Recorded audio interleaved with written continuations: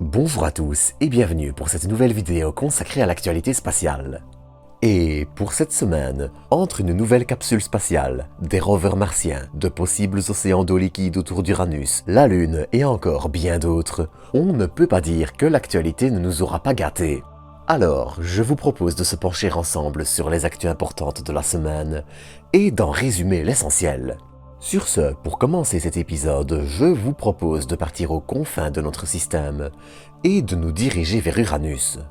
Vous le savez peut-être déjà, mais les lunes joviennes Callisto, Europe et Ganymède, ainsi que la lune saturnienne Encelade, disposent, selon toute vraisemblance, d'océans d'eau liquide sous leur surface.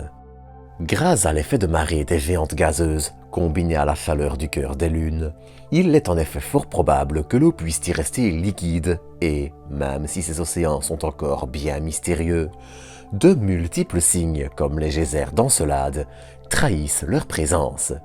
Mais encore une fois, ce n'était pas Jupiter ou Saturne qui allaient faire parler d'elle. En effet, de nouvelles analyses de données de Voyager 2 lors de son passage dans le système uranien en janvier 1986 nous ont révélé une belle surprise. L'existence d'une population de particules ionisées emprisonnées autour de l'équateur magnétique d'Uranus a en effet été mise en avant, et avec elle, une possible explication. Le scénario le plus probable serait en effet l'existence de geysers dans les entrailles des 5 lunes majeures de la planète, ou du moins une partie, à savoir Titania, Ariel, Umbriel, Oberon et Miranda, qui, du coup, disposeraient, elles aussi, d'océans d'eau liquide dans leurs entrailles. Malheureusement, Voyager 2 étant la seule mission à ce jour à avoir exploré les 2 dernières planètes dans notre système, il y a fort à parier que le mystère reste encore entier longtemps, jusqu'à ce qu'une mission s'en aille vers Uranus. Et tant que l'on parle d'exploration du système solaire, je tenais à rapidement revenir sur les dernières informations concernant 2 rovers martiens. En premier, vous le savez probablement déjà, mais le rover martien européen Rosalind Franklin est actuellement cloué au sol puisqu'il devait utiliser une plateforme d'atterrissage et un lanceur russe pour rejoindre la planète rouge. Bon, je tiens à le dire tout de suite, mais la charge de travail reste encore immense, puisqu'il faut lui développer notamment un nouvel atterrisseur.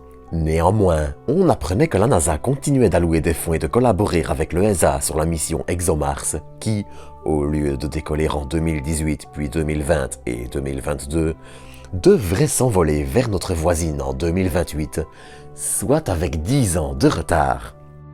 Néanmoins, le potentiel scientifique de la mission, avec une foreuse martienne entre autres, reste plus qu'élevé, et même avec tant de retard, elle restera une mission de premier plan. Et en parlant de Mars, on apprenait aussi que tout n'était pas encore perdu pour le petit rover Tuolang de la mission Tianwen-1. Même si les espoirs sont faibles, l'été martien, dont le solstice aura lieu le 12 juillet, pourrait éventuellement fournir assez d'énergie au rover pour que, malgré ses panneaux solaires encrassés, celui-ci parvienne à se réveiller. Néanmoins, il convient de rester prudent car les chances, soyons objectifs, sont plutôt faibles. Ensuite, pour rester dans le thème de l'exploration du système solaire, on notera le début du chargement de carburant de la mission européenne Jupiter Icy Moon Explorer, qui a déjà commencé en vue de son lancement le 13 avril. Dans un autre registre, et pour se diriger vers la Lune, on notera que la mission indienne Chandrayaan-3, qui devrait décoller en juin, a commencé sa phase d'intégration et d'essai.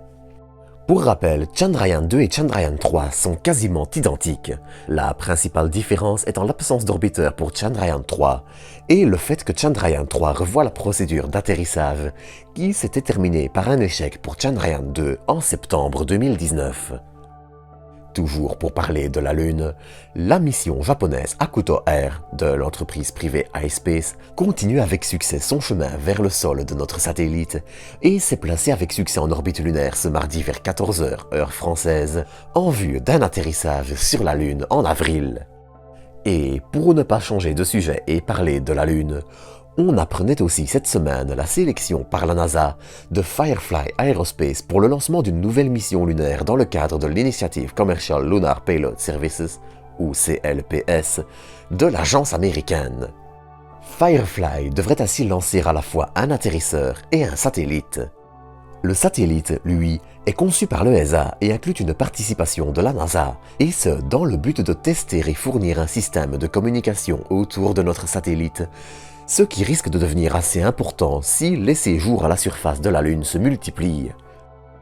L'atterrisseur, lui, visera la face cachée de la Lune et permettra de réaliser des observations radio des premiers âges de l'univers, et ce avec une qualité jamais atteinte, et ce grâce au bouclier naturel qu'offre cette partie de la Lune aux émissions radioterrestres, entre autres.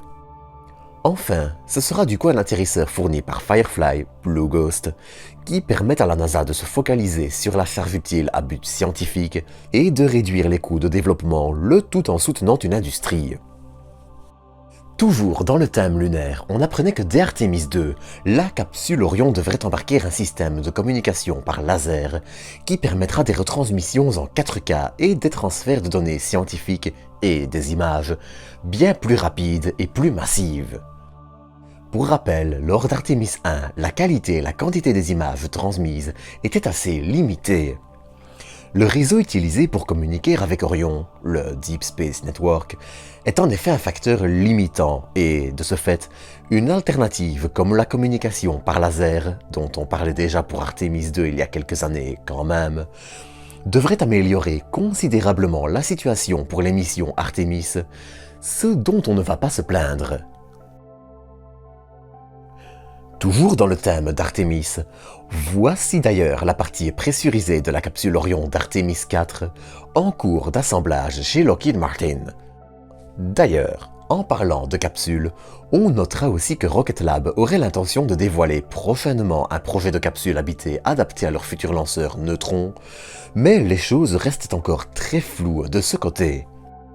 Dans les autres actualités, on notera aussi la publication d'images de la Terre prises par un missile nord-coréen à environ 6000 km d'altitude, qui montrent en fait une petite partie seulement de la Terre. Si elle semble ronde, c'est en grande partie car l'objectif utilisé ici est un fisheye donnant une impression de rondeur, mais comparé à d'autres données, on constate que ces images sont en fait extrêmement trompeuses et ne montrent qu'une petite partie du globe. On notera aussi la décision de la compagnie OHB de vendre la majorité de ses parts dans l'entreprise allemande RFA, l'une des startups spatiales européennes les plus prometteuses. Si les conséquences sont difficiles à prédire, elles pourraient en revanche laisser une fenêtre ouverte à des acteurs étrangers pour s'implanter, ce qui serait du plomb dans l'aile dans le New Space européen, même si, évidemment, ce ne serait pas non plus une catastrophe sans nom. Bref, wait and see. Toujours dans le domaine des lanceurs, on retiendra aussi le gel par le Kazakhstan de propriétés russes liées au lancement de futurs lanceurs russes Soyouz 5, et ce à cause de 2 milliards d'impayés, ce qui, couplé à des retards dans la création de leur centre spatial à Vostochny, continue de ralentir le spatial russe. Mais bref, avant de terminer, on notera aussi qu'actuellement le plan des anneaux et des lunes d'Uranus croise celui du Soleil, ce qui fait de cette période le moment idéal pour étudier les anneaux de la planète, ses lunes et le système uranien en général. Les images que vous voyez ici ont d'ailleurs été prises par le Very Large Telescope au Chili, qui observe ce phénomène se produisant tous les 42 ans. C'est donc ici que je vais vous quitter pour aujourd'hui. J'espère que vous aurez apprécié cet épisode et je vous donne rendez-vous dans quelques jours pour un nouveau. D'ici là, prenez soin de vous, prenez soin des autres et à très bientôt pour de nouvelles doses d'espace.